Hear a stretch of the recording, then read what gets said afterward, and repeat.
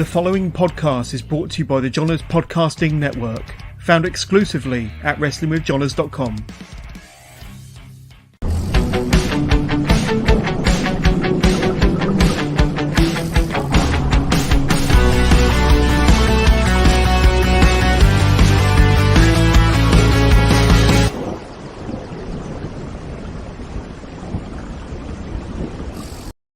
Hello, good evening, and welcome to another live episode of Wrestling with Johners, episode 266. And we got an awesome guest for a Monday evening, none other than the Lightning Kid Oli Blake, one of the most promising hopefuls on the UK scene in 2022. Oli, how you doing, my friend? I'm very well, yeah. Ready to do this first ever podcast. Oh, this is your first ever podcast? First ever podcast. Oh, well, welcome, my friend. And like I say, no pressure with it being live or anything like that. But the most important thing is we can see each other and everybody at home can see us as well. And on that subject, if you want to get in touch with Oli, the Lightning Kid, and ask any questions about anything that Oli's been able to do in his career so far and what his bright future holds, then please get in touch with us. Send them through to us using your chosen device. They'll ping through to us, and we'll do our very best to bring up every question during the course of this broadcast. But one other thing before I start asking Oli all of my questions is stay till the very end of this interview, and you're going to want to anyway, because it's going to be a tremendous chat with Oli Blake, of course. But at the very end, I will be announcing my entire lineup for November 2022. I've got 6 tremendous live interviews coming your way in the month of November, which will also coincidentally mark the 4th anniversary of Wrestling with Johners. So you're not going to want to miss those announcements. You're not going to want to miss some of the names I'm going to announce later on that will be coming onto the podcast in November. But today, first of all, it's all about Oli Blake. So Oli, thank you so much for coming on the show. Really appreciate it. Great to see you again, my friend. My first question is a bit of a fun one, and it's about your nickname, your moniker, the Lightning Kid. Now, when I first started getting into wrestling, which was in the early 90s, and yes, I am that old, there was a very well-known wrestler called the Lightning Kid who went on to be the 1-2-3 Kid, Six-Pack, X-Pac, Sean Waltman, 2-time WWE Hall of Famer. But where did the Lightning Kid nickname for yourself come from then, Oli? Was it inspired by Sean Waltman's old moniker, or were there other reasons behind this name? I guess slightly it did. Because when I started off, I didn't have any gimmick or anything. I was just Oli Blake, just learning a little bit. And then it kind of got a little wild. And then it was actually a fan that said to me, he's like, when I was on a show and there was like a load of high flyers, load of strong men and stuff like that, he went, "Oh, you're different because you're quick. Like when you're running the ropes, you're really quick. And when you hit moves, you're really quick." And I was like, yeah, no, I was like, didn't think about the time, but I was looking, I was like, actually, yeah, I can be quite quick in the ring kind of thing. So then I was thinking of nicknames to call myself, and one thing that came up was the Lightning Kid. And I was talking to my head trainer, UK Kid, and we were kind of bouncing back ideas and stuff like that, and we kind of agreed on the Lightning Kid. It'd be a good little tagline to have. And then I started watching the X-Pac stuff and the other early 90s stuff, and I was like, actually, this is the sort of wrestling I like and I prefer. So I thought the Lightning Kid works well with that, and works well with me running quite quick in the ring. So it all just kind of all came together, and we're going to go with Lightning Kid because it good tagline for who I am and what I do in the ring. So not a massive deep doubt, like massive thought process. It was just kind of little back and forth chats, and we just kind of stuck on the Lightning Kid kind of thing. Yeah, absolutely. And I like the little throwback there. And we're going to get into your wrestling style a bit later on. But let's say I remember the Lightning Kid when he was back in the GWF back in the early 90s. And then, of course, as soon as he came up to WWF, he got that fluke win over Razor Ramon. And then from then on, he was the 1-2-3 Kid, no longer the Lightning Kid. So that really cool name that he had back in the early 90s didn't last for too long. But just want to bring up some awesome pictures of yourself there. Looking tremendous, and you can see exactly why they call you the Lightning Kid. But looking forward to kind of taking a deep dive into your career so far. But first of all, got to talk to you about the last 12 months, because since UK Wrestling came back, It's been a pretty phenomenal year, or 12 to 14 months for yourself, hasn't it? And so if you were to kind of sum up very briefly what them 12 months has been for yourself, what they've meant to you, and I think I explained to you off air that it's kind of been a bit of a pinch yourself. It's been lots of pinch yourself moments, but the last 12 months have been really, really phenomenal for you, haven't they? Yeah, it's kind of, like I said, kind of a bit surreal. Like, often turn up to shows and they're like, "Oh yeah, you did this, didn't you?" I'm like, "Oh, I did do it, didn't I?" Like, it just, where a lot of things happen so quickly, and like just kind of in and out of a lot of shows. And yeah, the last 12 months has just been absolutely mental, from being the kid watching wrestling to doing it, and then what I've done in the last 12 months. Yeah, a lot of times I kind of forget that I've done it, not because it's little, but because it's so big. It's kind of, well, I've already done that in my career, and my career is still so early on. The fact that I've done it is, a lot of pinch and kick myself moments when I turn up to shows, people remind me. And yeah, I can't sum it to one word, because even now, think about it, I'm like, oh yeah, I actually did do that, didn't I? It's still so surreal to me. Yeah, incredible. And another thing we were talking about off air was you've just come off the back of a really, really busy weekend. And I say that with a lot of my guests, but fill us in on exactly how busy your weekend that's just gone has been. So Saturday, I had 3 shows in one day. I had 2 holiday park shows, and as well, those were meant to be quite plain sailing, but as most people know who do shows, they're not always plain sailing. So it was rush jobs to get the ring up and do the matches. So I had 3 on Saturday with 2 holiday parks, and then Reach in the evening. And I didn't get back to like 2 a.m. that day. Got left mine at like 7 a.m. And so it was a really long day. And then yesterday I had a local one with ACW. So I had a little bit of a rest in the morning, could have a little lay in, but still got myself up, went to the gym before the show to get myself ready for it. Wow. So the 3 matches on Saturday, they were in different venues. So you had to kind of travel, put up the ring, and then Reach in the evening. Yeah, so luckily the 2 holiday parks were in Weymouth. Right. So there's about a 10-minute drive to the next one. So there weren't massive journeys, those ones, but then it was then a 2-hour drive to Reach, and then a 3-hour drive back home kind of thing. So it was just kind of quick ins and outs kind of thing with the ring, and putting it up and putting it down. And yeah, it kind of makes you're in the moment. Like, you don't think about it until you at the end, you get back and go, "Oh, I've just done that today." Like, it's all been full on go, go, go, go. So, but I enjoy it. So I wouldn't do it if I didn't. Yeah. And you said today is a very well-earned rest day. And still went to the gym though. Well, yeah, but a lot of wrestlers consider that a bit of good for their body, of course, and good for their mind also. But very recently, I think probably only a couple of weekends ago, you were performing for World War Wrestling, a promotion that I know very well, that have been doing some great things over quite a few years. And it was this match here, wasn't it? Stowmarket Slam 9, 16th of October, yourself and Danny Blaze.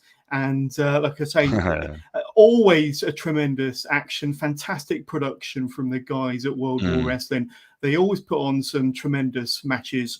And over the years, they've always helped to develop and give a good platform to younger, less established wrestlers. And eventually they become household names, or certainly on the UK circuit, they become some of the best. But give us your experience of working with World War Wrestling, and that match in particular, Stowmarket Slam 9 with Danny Blaze, which looked tremendous. And of course, you got the win.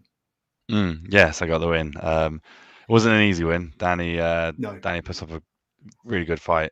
So I definitely had to put my best foot forward in that match to manage to get the win. But yeah, with World War, I did some festivals with them last year, because they do a few Festival of Wheels stuff. So I came along to those, did a few matches with in front of them, and a few rumbles, and I managed to impress them. So then they got me in their war trials last year, in front of Mike Bird, CJ Carter, Aaron Warnes, Darcy Stone, and it was Joe Lando instead of Joe Kidd. It was so managed to do that. unfortunately, didn't get the win in that one. Tried to do a move on and he managed to slip out of it and put him in a submission move, which yeah, I couldn't get out of. So that looks painful. Look at the painful yeah. submission hold. You can see that on YouTube, by the way, but The gym. a great match. Yeah. Yeah, it's why I stretch at the gym. Yeah. Because a lot of times people will put you in the moves, and if you haven't got the flexibility, it will hurt a bit more. But yeah, no, so I did that and then did a couple more stuff with him. And he says, look, you're against Danny Blaze on Stonemark at 9. And I thought it was a big opportunity because Danny Blaze has done a lot with them since the beginning. So he's one of their cornerstones and managed to get the win. So, and the crowd was really, really behind me. So that makes it even better because when they're behind you, you get like a second wind of life. So yeah, I had an amazing time. And there's, like I said, the production they put in, it can make or break some shows because some shows you turn up and go, there's the ring, go do your work, and you're like, oh, the crowd aren't into it, and you have to work harder. But with their production values, you can't fault it. It just makes the job a lot more nicer, and you feel like a professional when you're doing it. Yeah, absolutely. And I think that's one of the things that puts that stands World War Wrestling aside from a lot of their competition. They do go the extra mile with the production, and like I say, they've developed and put so many great names, given them a great platform over the years. The likes of Skye Smitson and Will Cruz, Rory McRae, and so many others that have wrestled for other promotions, but World War Wrestling really seem to elevate them and give them the platform and the opportunities to take them to that next level, and they seem to be looking after you in a very similar way, Ollie. No, I can't thank them enough for what they're doing for me. Able to give me a platform and give me a chance to kind of show what I can do and put my name out there. So yeah, I can't thank them enough, and they have been really kind to me, like on their festivals and the couple of their shows that I've done for them. Like I cannot fault what they like. So nice to me, and yeah, I'm happy to when people like are that nice to you and go out of the way for you. It makes me want to do more for them. So then when I do go out there and perform, I'm putting more into matches and go into the extra mile just to thank them, really. Yeah, absolutely. And we're going to be talking about lots of other groups, lots of other promotions that have put a lot of effort into your career thus far. But first of all, we got to talk about this. Look at that smile. Look at that. But NXT UK, and you were featured on the show, and I think it aired in June of this year when you teamed with the greatest professional wrestler on planet Earth, Tate Mayfairs. That's what he. Every time I mention his name, I have to say that is part of my contract. I'm with Tate he'd remind you if you got it wrong. He absolutely gives me grief on Twitter very regularly if I get it wrong. But you teamed with Tate against T-Bone and Primate, Symbiosis, of course. And like I say, an amazing opportunity. And I bet at the beginning of 2022, you never imagined that opportunity would come around. I mean, my first question regarding that is, how did that opportunity first happen? How did it first come about? When did you first get that call?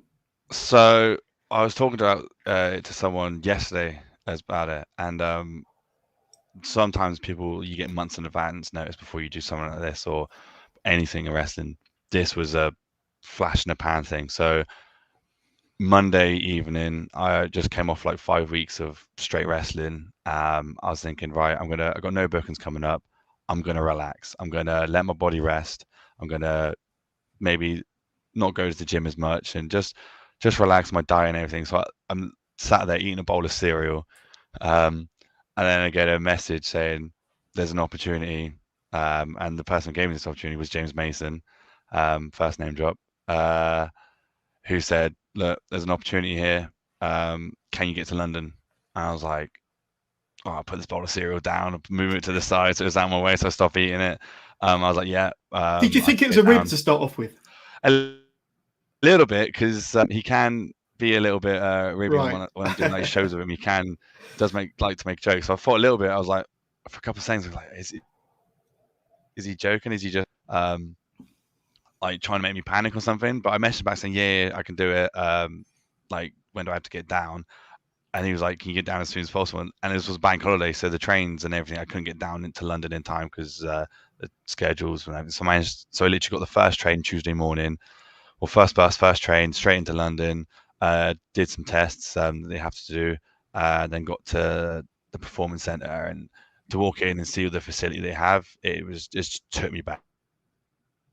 I was just like, oh, this is amazing. So yeah, managed to get. I think the match was on the Thursday. So for 3 days, and then Friday I was back in Bournemouth. So it was just kind of over 3 days. Really, I've done this amazing thing in my career, which at the moment is the biggest thing I've done, and it's kind of that's why it's so surreal for me, because it's such a flash in the pan, such a I'm there, then I'm not. That is, I still kick myself every day, thinking I actually have done it, and I know I post that photo a lot all over socials, but it's still so like I've actually done this. I've performed. I've got a match on the WWE Network, and absolutely, as a kid, like the kid inside of me just is jumping every time I see that photo, and every time I think about it. It's just it's crazy. Yeah, and that brings us to our first question, which came in before we went live tonight from a good friend of the show, Richie, via Facebook. Who did you look to in NXTUK for guidance before your match? So I'm guessing you probably had a producer or an agent and maybe other pros that were kind of looking out for you, looking after you. But did you get any specific guidance or advice about what to do? Because, of course, this would have been in front of the cameras, in the BT Sports studio. So a lot different to what you were used to, I'm guessing. So what sort of advice did you get before you went out there? It was mainly from James I kept going back to, because he was the only one that I really kind of knew. And Tate as well was nice to me. Not as nice to many people, but he was nice to me. He's a good guy, really.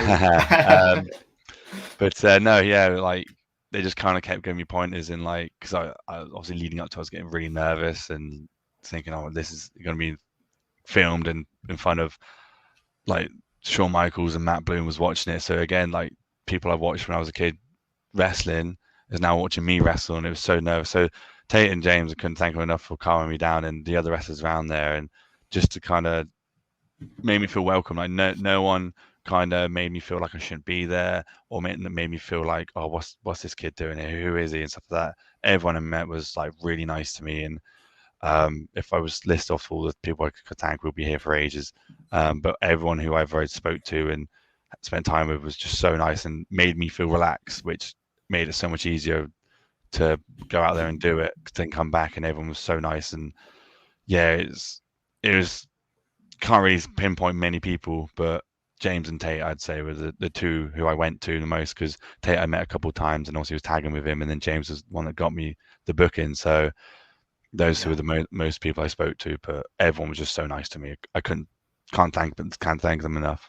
Yeah, and you said that it was a bit of a whirlwind. It kind of, before you knew it, you was heading back home. But did you get an opportunity to get any feedback, or to speak to any of the guys backstage about your match or about your experience before you left? Yeah, I spoke to a couple people. Jack Stars came to me and spoke to me about it and said, like for what I did quite well, and so he literally came, said, oh, I saw your match, and gave me some feedback from that, and I was like, oh, thank you. So Jack Stars gave me some feedback. There's a few other people that gave me feedback, and it's just there's a few people did, but again, because it was such a short 5 minutes, and if you watch it back, I got my ass handed to me kind of thing, so I didn't get much offense in there, but no, it's the people who did give me feedback, like, thank you, because again, with that, even though it was such a short thing, I have then gone, right, now how can I go forward with this? How can I make it better? And I hope any other opportunities come my way similar to this. Yeah, absolutely. We're going to take more of a deep dive into your wrestling career so far very shortly, but tell us a bit about your wrestling fandom and your love for pro wrestling and when it all started. Like I say, anybody that's checked through your socials will see pictures of you kind of as a kid, as a very keen wrestling fan. But when did wrestling first come into your life, and what impact did it have on you? So I went around a mate's house as a kid. I think it's about 2005. So I was about 8, 9 years old. I went to his house and he was watching wrestling. He had a load of wrestling figures, and I was like, oh, what's this kind of thing? And he kind of gave me a little brief on it and watched watched, I think it was Monday Night Raw. So we watched that, well, not live obviously because we were like 9 years old, so we weren't allowed up that late. But I watched that, and then I went home and said to my parents, I want to watch wrestling. And they kind of looked at me and go, we thought that was going to happen, because they used to watch it when it was in the British scene years ago. And so I watched it almost every time. My dad just taped the videos for me on so I can watch it Tuesday after school, and I started buying wrestling figures. I had so many, and then I started watching SmackDown, and so it started when I was like 8 years old, and then it would be a case of there's a few mates at primary school who used to watch it as well, so we'd watch on the Tuesday, on the Wednesday we'd come in, we'd all talk about it, and we'd be throwing around teddies in the golden time, that used to be called. And I used to have a teddy back in my bedroom, used to throw around, pretend I was doing all the moves. And I think the first wrestler I had that I was actually a big fan of was John Cena. So I used to pretend I was doing all his like FU and STF to the teddies, and the amount of times my parents used to shout at me because he used to make him banging and crashing. It was but yeah, it started when I was like 8 years old, and since then I've been on and off watching it and stuff, but I always followed it. And so it started when I was like 8, really. And here's a picture of you possibly around that time with the John Cena spin about. Yeah, I think I was like 9 years old in that photo. Yeah, absolutely. But I mean, did you know even back then that that's a career or something you'd like to do when you were a little bit older? Did you always know that you wanted to be a pro wrestler? I think, like, obviously as a kid you kind of want to do it, but you don't really understand like what it's like to actually have a job and stuff. And so I'd wanted to do it as a kid, but then I also wanted to be a policeman, and I also wanted to be an astronaut. But I did at one point, I was saying to myself, I want to be a wrestler, I want to be a wrestler. And then when I started actually getting old enough to do stuff, I did inquire at one point when I was like 16, but I never went through with it. And then it wasn't until I was like 20 that I actually went, actually, do you know what? I'm going to give this a go. I'm going to start doing it. Yeah. And then I was kind of wanted to do it, but I didn't really understand too much about actual career possibilities and stuff like that. Yeah, but you knew that you were already falling in love with the sport even back then, and a huge John Cena fan by the looks of those pictures. Anyway, how did your wrestling fandom kind of change or evolve over the years? Because you said that you thought when you were 20 that you wanted to get into the business around then, but between the ages of 8, 9, 10 through to 20, did you continue to follow the sport, and how did your fandom evolve or change?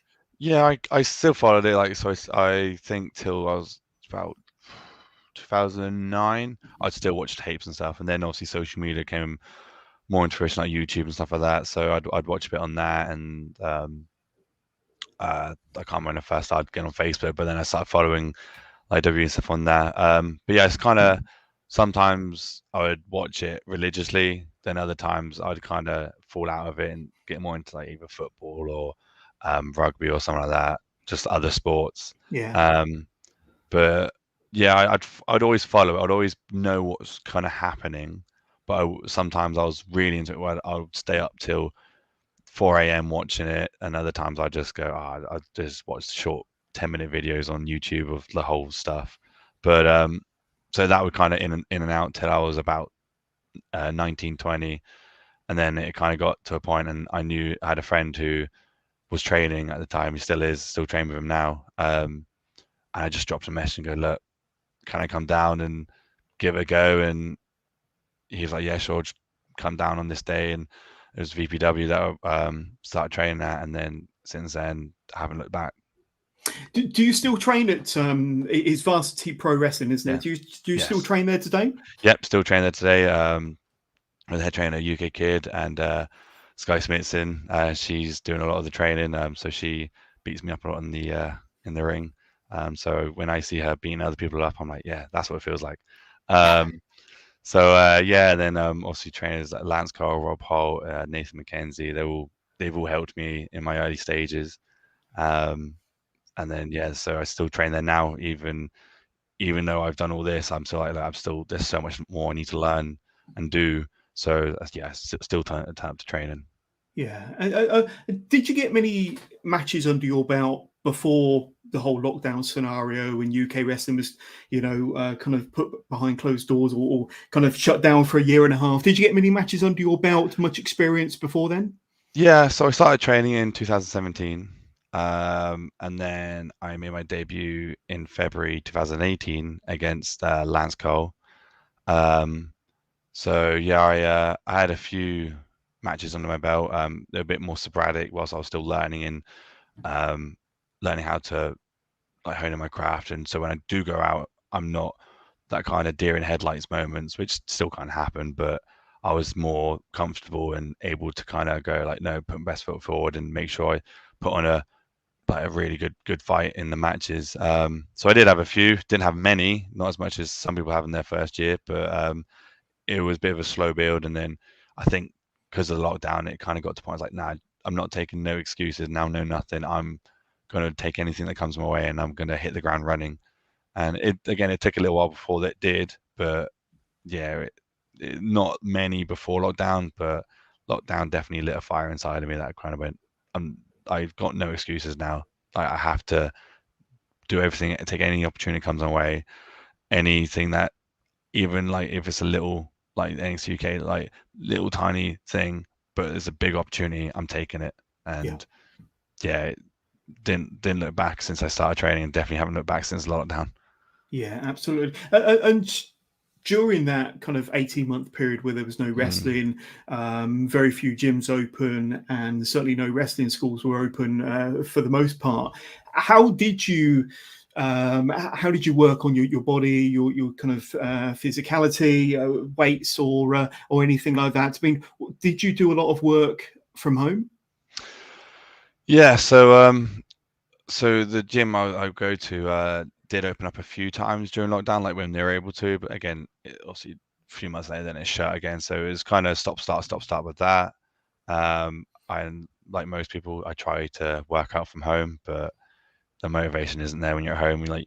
You're lifting some weights and you go, oh, but then I know what's in the fridge there. I could go simply watch TV and not do it. So I try to work out from home and keep myself in shape, but like most people, when you kind of sat there in your living room, you kind of don't have the motivation to do it. So I went for a couple months or something on not working out, not doing anything. But again, that worked well because my body was able to reset and kind of any little niggling injuries I had or something kind of just went away. So I used it kind of to relax my body. But when the gyms are open, I try to go as hard as I can in the gym. So then if, for instance, the gym could, yeah, that's one of my Look at recent that. ones. There we go. That's the physique we're I talking about, ladies and definitely gents. didn't look like that during lockdown.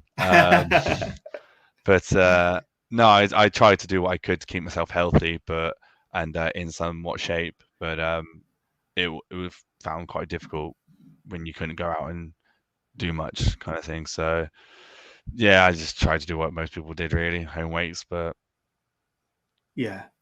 And you said that kind of lockdown, it lit a fire inside you to kind of, once the doors were open and the opportunities were there, to really, take it with both hands and with both feet running. And I mean, I think, I don't know whether this was off air or just at the beginning, you said that you didn't have many bookings to start off with. How did that eventually build, and kind of how did you go about getting your name out there more? So yeah, I came into 2022 now. I still get confused for what year we're in. I still write down Same. 2020 All the sometimes. time. So yeah, coming into 2022, I had no bookings, nothing on the horizon. But end of 2021, I did start training with Joel Redman in Salisbury at the All Star South, and then there came a booking for All Stars. He said, "Look, come along to it. We'll just get you into the Rumble." I was like, "Yeah, sure." So I was able to get on a few All Stars, and there's a few other shows he was doing that I was able to come along down that he pulled me along to. So he definitely helped get the ball running this year, and still had a few bookings for Skye brought me along to a few shows like World War. She got me in touch with World War, so when they were doing shows, yeah, I've got to thank her with that. But yeah, Joel managed to help me get into a few bookings with All Stars and other companies. And then again, meeting other people in the scene, you then start getting a few other names here and there, and then they start bringing you in. So Yeah, I'd say Joel helped start the ball rolling. Then obviously with Varsity as well, the links that they had, I managed to get a few bookings from the UK Kid. So yeah, I just kind of tried to pair myself up with people who were like the professionals who got me a few bookings here and there. And so when people wanted me, they kind of see who I'm associated with and go, oh, well, clearly this kid's a professional. So, you know, you kind of rubbing off of their shoulders a little bit. Yeah. But yeah, they definitely helped. Yeah, absolutely. Having people like Joel and James Mason and Skye Smitson kind of looking after you, they clearly know talent when they see it. But I mean, over the last 12 months, some of the promotions you've worked through, I've got a list here. You mentioned Varsity Pro, of course. Not only do you train with them, but they run shows, of course. Reach Wrestling down in Plymouth, Superstars of Wrestling, which I think is also kind of all-star as well, if I'm not mistaken. Let's see, World War Wrestling, Cornish Pro Wrestling, and of course NXTUK, and probably several more that I haven't mentioned. But with that list, I've got a list somewhere, but yeah, there's got to be a few more that I've not been able to find. But you must be pretty pleased with that list of promotions you've been able to work for and the opportunities that have come your way in the last 12 months, albeit a slow start, but. The momentum couldn't have got any better for you, and some of the promotions are absolutely amazing. Yeah, no, I cannot be any more thankful for the promotions I've worked for them to allow me to, take space on their card and go out there and perform in front of a live audience, paying customers really, and the fact that they've allowed me to do that and brought me back as well, because sometimes they can give you the opportunity and sometimes you sink or swim, but when they bring you back, you kind of think, oh, I must have done a good job. So yeah, like you said, I worked for Varsity, All Stars, Superstars of Wrestling, Welsh Wrestling on their holiday park scene, Cornish Pro Wrestling. That one came from Lance Cole, put me in touch with them, and then them guys as well been so professional and really have kind of loved working with them, and like World War as well, they're putting a lot into their their kind of performance in what they put in front of the crowd. They don't want to just there's a ring, go do a match. It's the whole audience atmosphere and stuff like that. So yeah, really enjoyed working with them, and made my debut for Reach the other day. That's another one down in the southwest. I've worked for Kapow and SWF this year. I'm trying to remember all the promotions I've worked for, and it's kind of there's been a lot of them, but I've also been a lot of matches with a lot of really top wrestlers as well. So yeah, I can't thank any of the promotions enough for actually giving me the time and giving me the opportunity to do what I do. Absolutely. And you've tagged with Joel as well, haven't you? You've tagged with Joel Redman. I was meant to be tagging with him. Did that match not go ahead in the end? No. So he unfortunately had to pull out, and he got so they replaced him with one of their. It was at Reach, and they replaced me with Lucky, one of their guys. And I think we still did a really good job of tagging each other. Again, we hadn't really met each other before, but I think we managed to get the win. So we must have done a good job of tagging together. Absolutely. But so I was meant to be tagging with Joel, but unfortunately he pulled out, so I had Lucky instead. But again, we seem to have gelled quite well together. It was kind of like, oh, do you know what? We're making the best of the situations being thrown upon us. So you never know what can happen with that. Absolutely. Now, this is live streaming, by the way. Like I say, if you do have any questions for Oli Blake, then please get in touch. Now, I've just realised I've not plugged my laptop in, so I'm going to quickly duck under the desk and plug it in before my laptop runs out of battery. But please bear with us 2 seconds, ladies and gents. Don't go anywhere.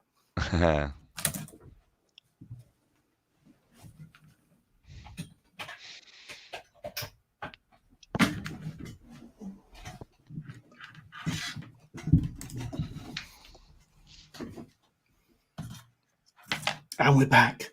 Look at that. I tried to do that as seamlessly as possible. Nobody will ever know. Nobody will ever know. And if you're watching this on YouTube or listening to the audio version, you'll never know what's happened, because I'm going to edit that bit out anyway. But tell us a bit about Skye then, because we met in Cardiff, didn't we, at the Tram Shed? Yes. And you was part of the ring crew there for the Progress show. for the TNT Extreme show the day after Clash at the Castle, early September, so well over a month ago now. And I think you said that you were being mentored and coached by Skye, but tell us what she means to you and what she's done for your career so far, in terms of maybe the advice that she's given you, because she's gone on to become one of the best professionals in the UK in 2022. And she just seems to be getting better and better every time she steps through them ropes. But what does this wonderful professional here mean to you then? Tell us a bit about Skye Smitson. I don't know what to say to either make her not punch me in the face, or because I know as well she doesn't like it when people compliment her, like myself. So, but no, she's been incredible. Ever since I first started training, she was there. So she's seen me since day one in wrestling, and she's helped with a lot of things inside and outside the ring.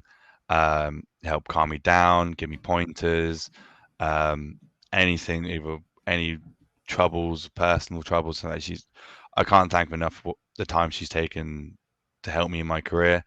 Again, she trains me, she beats me up, she makes me realize how I can take a beating, because she can give a beating. But yeah, no, I can't thank her enough for what she's done for me in my wrestling career thus far, and I hope it continues. But she's helped me, like I said, get me bookings with World War, and any doubts I have about myself, or should I do this? Should I? Am I able to do this, or whatever? She just there to calm me down or help set me in the right direction. Yeah, I don't want to say too much, because if she's listening, if she ever hears anything, she'll either punch me for saying too nice things, or punch me for saying not nice things enough. So either way, I'm going to get punched. But honestly, I can't thank her enough for how much she's helped me. And I say I don't want to say too much, but she knows how much she's helped me and stuff, because I constantly remind her. Yeah, 100%. We've had a certain urban goth, Xander, get in touch. So thank you, Xander, for reaching out, watching via YouTube right now. I just want to say thank you for the match that we had last night. You are someone who everybody should be looking at. And so that's a really nice kind of comment there from Xander. And he follows up with, as a vegan, how difficult is it to accumulate body mass? So, like I say, I'm guessing that's a fact that I wasn't aware of. That you're a vegan. Vegetarian, about 90% vegan, but I still kind of dabble in a few animal byproducts. So that's an interesting question there from Xander, and give us a bit of insight into how it works for you. Well, with the first one, I'll say, well, you're welcome for the win last night. I definitely helped them get the win. Won't say too much on that, but all will be revealed. But yeah, with Xander, with that question. My apologies. The urban guy is Frankie T. My apologies. Looking at the wrong person Frankie there, but T. Well, Frankie, we love you, Frankie. The win last night. So I don't know. So I'm not really that into all the nutritional values and stuff. I take pride in working out and keeping my meals, my protein up, and carbs and all that. But I tried, so I've dabbled in a bit of PT courses and stuff like that. And when it comes to nutritional values, it just doesn't sink in well. But I just try and make sure that. So I've been vegetarian for about a year now. So what I was eating, I just switch around the meat with the vegetarian stuff. So a lot of soy protein, pea protein. I just make sure I'm looking at the amount of protein I'm taking in. It's very similar. I'm taking to what I was before I became vegetarian.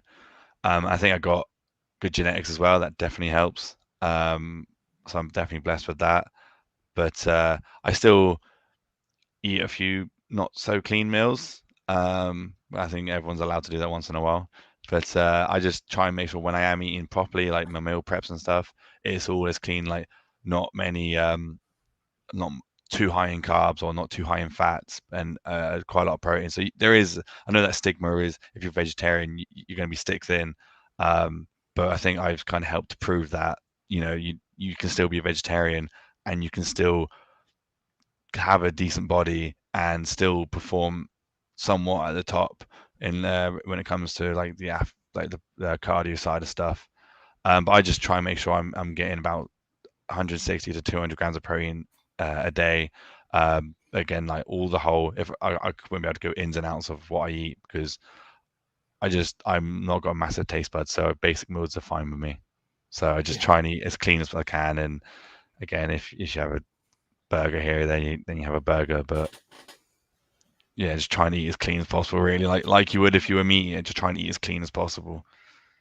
Yeah, and apologies to Frankie. I do apologise. I think he's still a bit angry with me. Last time I interviewed him after he lost the Immortal Fighting Championship to Champagne Charlie, and he threw a bottle of water down on the ground. So, Frankie, if that's made you any more upset, I do apologise. But I'd say hopefully we'll meet again very soon, my friend. But sticking on the subject of when we met last in Cardiff at the Tram Shed, you were there as part of the ring crew, of course, for them two incredible shows, two of the biggest, most established promotions in the UK, Progress and TNT Extreme, of course. And when you're there as part of the ring crew, of course, you've got a job to do, but you must be paying kind of laser sharp attention to what's going on in the ring and around you and kind of soaking it all up, especially, having been in the business a few years, but still developing, still young and, like I say, growing all the time as a performer. Like I say, you are there to do a job, but like I say, you must be really keen to kind of take in everything around you when you've got some of the very best performers in the country, Europe, and in some cases the world performing in front of you. Yeah, no, definitely. I definitely kept close eye on, the whole aspect of it. Like, because I see it's back to back. He had Progress, he had TNT in the evening. And like you said, the two of the biggest promotions in the UK right now, and some of the best performers on the UK scene right now as well, and from across the pond as well.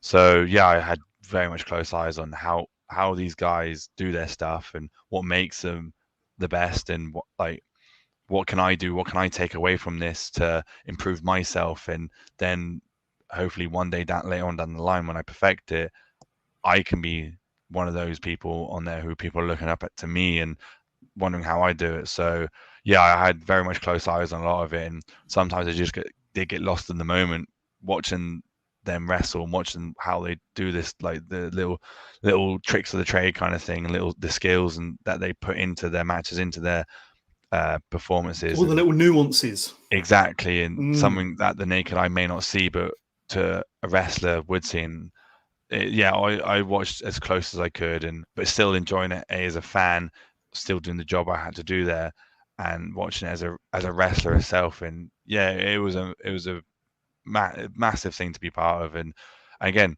Skye Smitson asked me to come along down to it, so I thank you very much for that. So it was a big opener to see it, like the NXT UK, to see these people do what they do best and what they do and how they do their craft. It was amazing. I took a lot away from it, despite how tired I was. Yeah, and I want to mention a couple of other names, people you've been in the ring with this year. Bullet, of course, who done a lot of good things around the UK, and now, say, part of Spike Trivet's entourage in Progress, of course, doing some good things there on a bigger scale. Jason King, of course, we mentioned Joel Redmond, James Mason. Like I say, we've already spoken at length about how fantastic this year's been for you, but just to mention some of them names, another kind of pinch yourself moments to say that you've been in the ring and you've battled those individuals.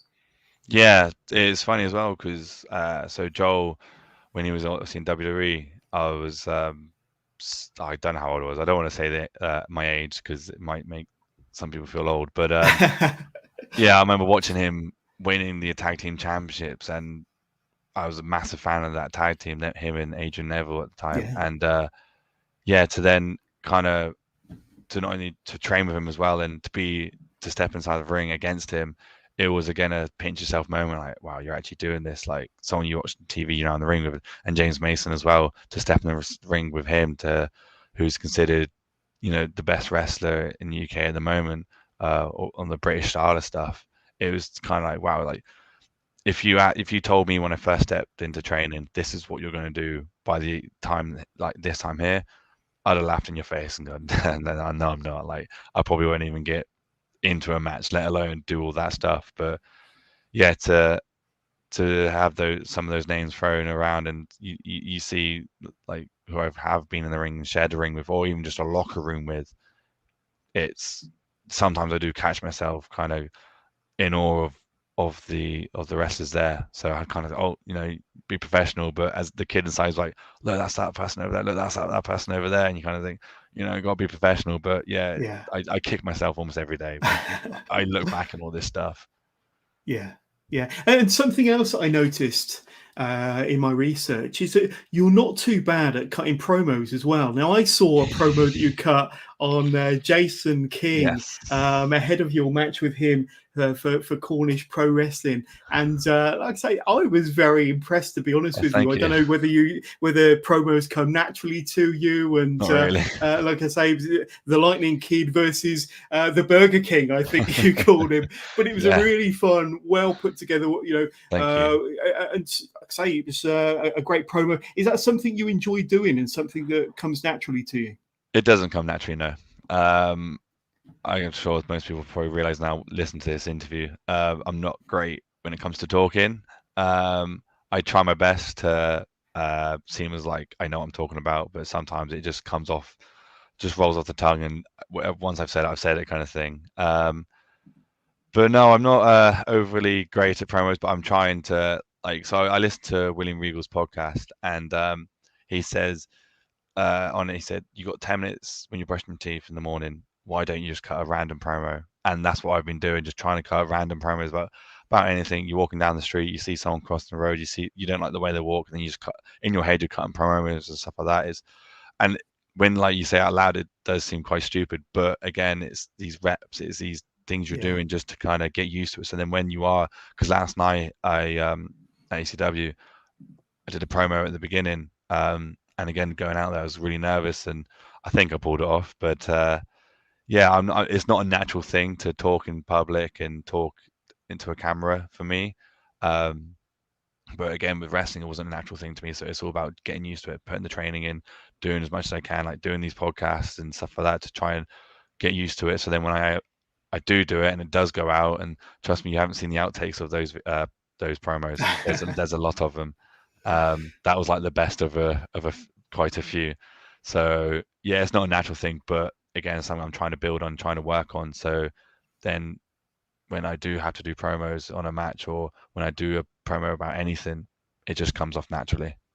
Yeah, absolutely. And like I say, don't beat yourself up if it took more than one take, because I've interviewed ex-WWE stars that have taken 4 or 5 takes before they were happy with their promo. So you're doing great as a guest tonight as well. But thank you.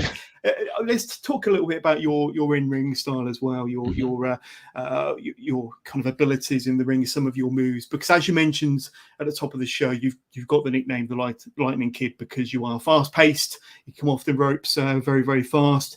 But what tell us a bit about your move set for any of my listeners, followers, viewers that are watching now that aren't too familiar with what sort of wrestler or what sort of wrestling style you present in the ring.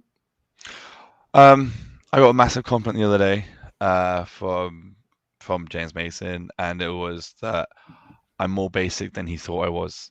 But for me, it's kind of like, I know I can't do a flip as well as some of these, like I can't do Spanish flies as well as some of these people who probably couldn't even do one. I'm not a big meaty guy, so I can't do these massive choke slams and massive power bombs and finish an opponent off that way. So what I kind of learned is I'm good at that's why I studied the early 90s stuff, like the Benoits, the Guerreros, Owen Hart, Bret Hart, Shawn Michaels, all these wrestlers I study and I watch, because the stuff they do,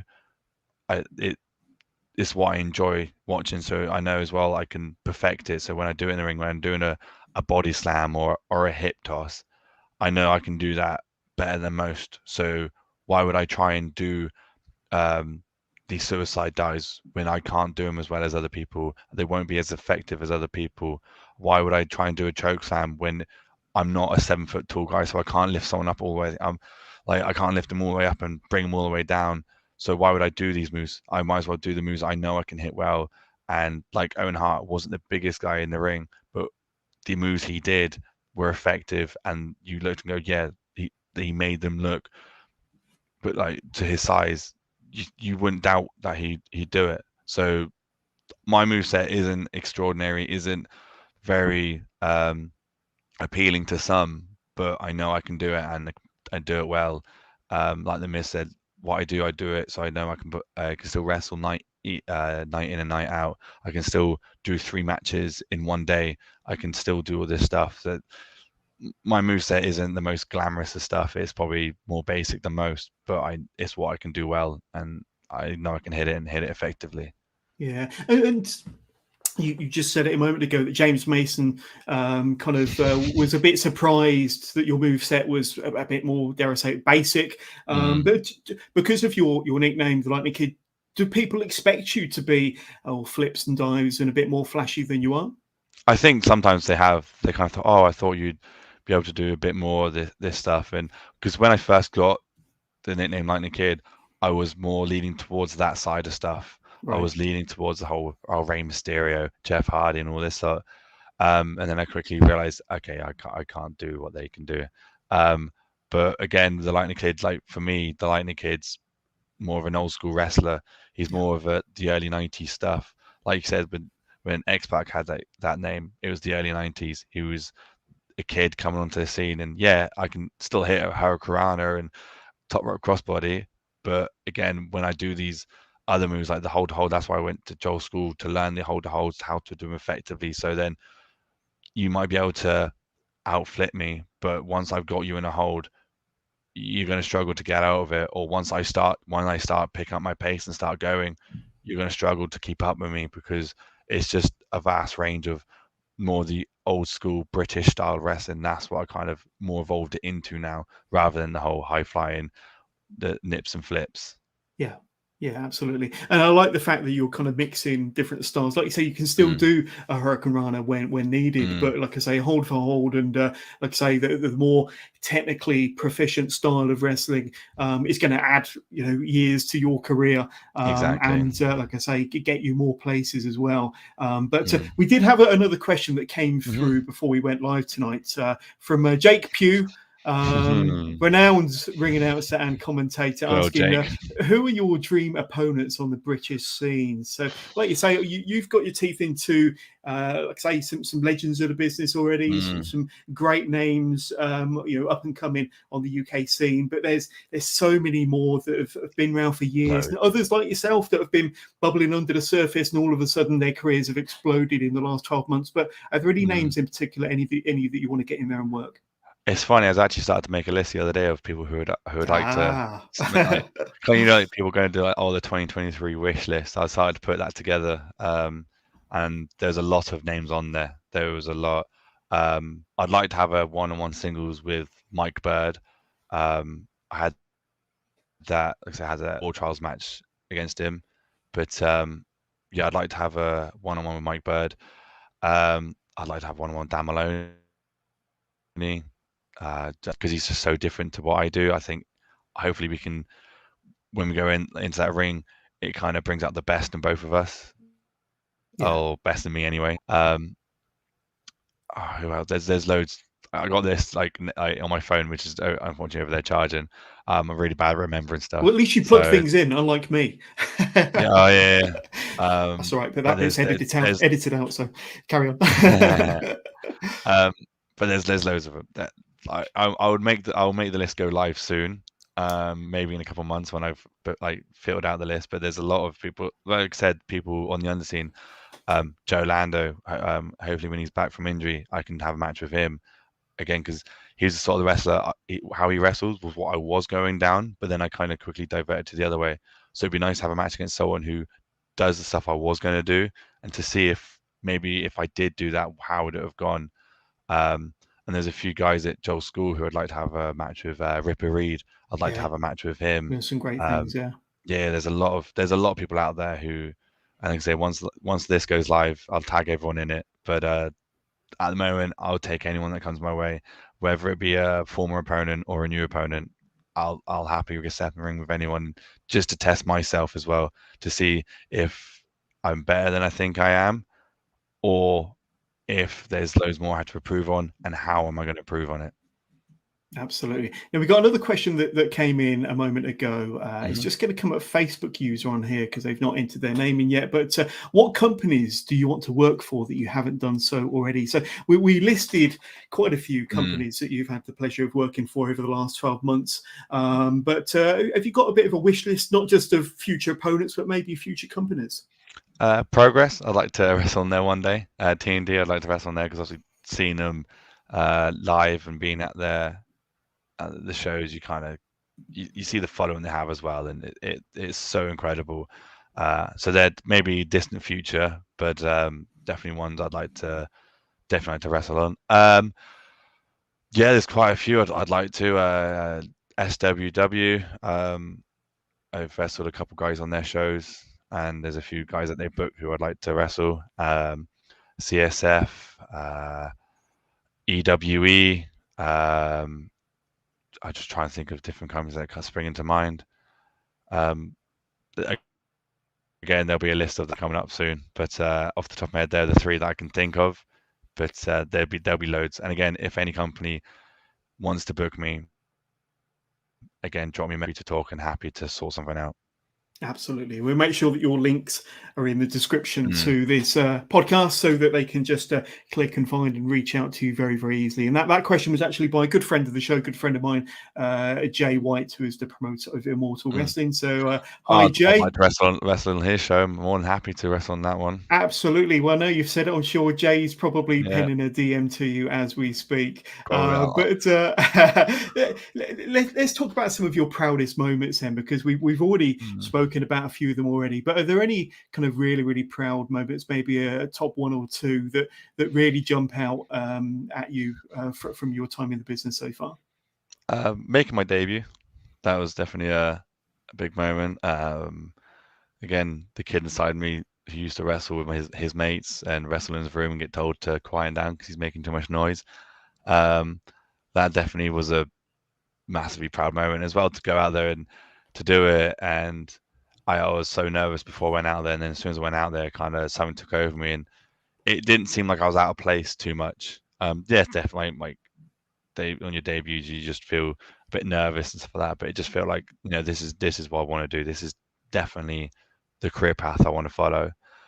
Debut on NXTUK, having a match on the network, just, like, even though it was obviously in the UK on the levels, like, it's not a Monday Night Raw, it's not a SmackDown, definitely not a WrestleMania, but it's something on there. It's a WWE product, and it's on their network, and no one can take that away from me. Even though what I did wasn't much, it was still something. Other proud moments, I guess, like seeing my friends do well, seeing them achieve good things so far, and there's a lot of us who are trying to, in the same level, we're trying to get out there, trying to come onto that next level where people are going, we need them. We're trying to get to that level. So watching them get bookings and watching them do well is really nice to see. And yeah, I don't know. There's not as like a thing in wrestling itself that I'm really proud of that. But it's just me doing this itself is a proud moment for me every day, kind of thing. Yeah. 100%. As we start to wind down this episode of Wrestling with Johners, you've obviously got a hectic schedule. You've had a crazy 2022, but over the next few weeks, if any of my listeners, viewers want to kind of catch you in the flesh performing around the country, have you got any dates, any bookings over the next couple of weeks where we might be able to see you in the flesh? So this Friday, I return to VPW where I started. We're still training. So that should be going in Basingstoke. So that's this Friday. Still tickets available if anyone wants to come down. It's a really good atmosphere, really good show, and all of us guys who are on it, we're all doing, like, we're all professionals. We all, like, I can't speak high enough of the talent and what we've got. I believe Skye is on there as well, so I'm sure she'll probably beat me up backstage. Then next weekend, I am back at Reach. Me and Lucky got the win last on Saturday, just gone. So we are in the next round for the number one contendership. I believe that's November the 5th, which I believe is next week. And then I've got CPW, Cornish Pro Wrestling. I'm back down on November the 26th, just being confirmed.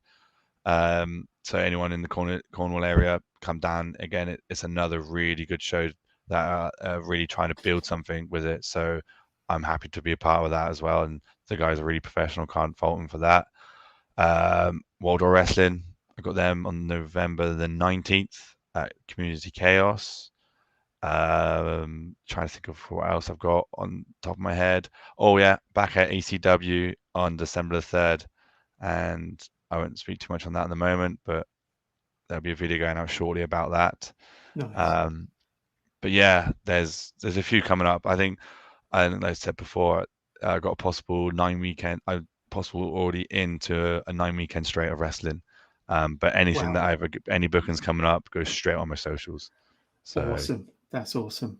And before we ask you for your socials and where we can reach out to you, say hi, learn more about Oli Blake, I just want to announce, as I said at the top of this podcast, who my guests are going to be for the month of November. And remember, it's kind of a bit of an anniversary month, celebrates the 4th anniversary of Wrestling with Johners. Speaking of Frankie T, he's been a supporter of the podcast since day one, and Jay White and many others. But on the 1st of November, I've got Maggot coming onto the Wrestling with Johners podcast. Of course, the WXW shotgun champion, or he was up until yesterday. I'm not sure if he still is, because he faced a man like Darius at the Ballroom for Progress. But to the 1st of November, Maggot, the son of nothing. And that's going to be 1st of November, 8 p.m. UK time. And then the celebratory anniversary guest is going to be none other than Joseph Connors. And Joseph Connors is going to be on the show Monday the 7th of November, 8 p.m. UK time. You're not going to want to miss that one. That's going to be a tremendous chat with former NXTUK star Joseph Connors, who will be joining me live on Monday the 7th.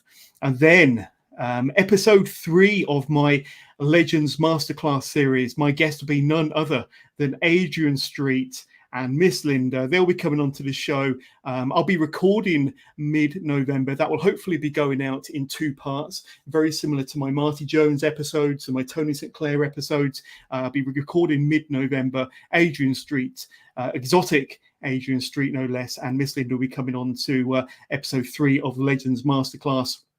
And that'll be dropping first episode probably back end of November, second episode sometime in December. Right, let's get my graphics all queued up here. My 4th guest in November will be none other than Kelly Six. And Kelly Six will be joining me on Monday, the 21st of November, 8 p.m. UK time. Another awesome UK standout talent who's been on the scene for many years. He's gone for a bit of a revival in 2022, come back stronger, bigger and better than ever. Can't wait to speak to Kelly Six on the 21st.